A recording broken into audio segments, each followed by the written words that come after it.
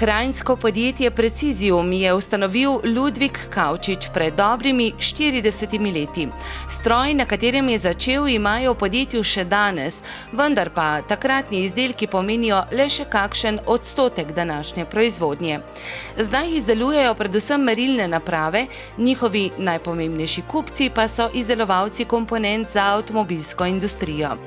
Med večjimi kupci so Cimos, Letrika, Hidrija, Kolektor, Hela in drugi.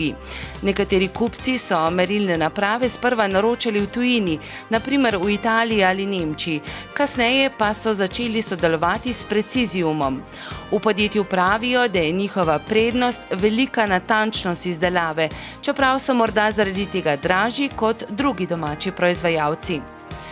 Pri delu uporabljajo iste stroje kot orodjarji, imajo pa močnejši merilni laboratorij. Izdelati je lažje kot pomeriti, pojasnjujejo. Imajo pa zelo nenavadno lastnost, so namreč cenejši kot proizvajalci merilnih naprav v državah s poceni delovno silo. Naše podjetje deluje v posebni tržni niši, ki zahteva veliko natančnost pa ogromno nekega znanja in vsak projekt je peljan posebej. In jaz mislim, da Kitajci, da jih to ne zanima, da so navajeni na kakšne velike serije, na to, da ni treba veliko razmišljati, da se veliko prodaja in da ni treba toliko nekih natančnih zadev, natančnosti zaposlenih. Zaradi tega mislim, da smo in cenejši in veliko boljši. Preciziuma kriza ni obšla, a so jo prebrodili na nekoliko neobičajen način.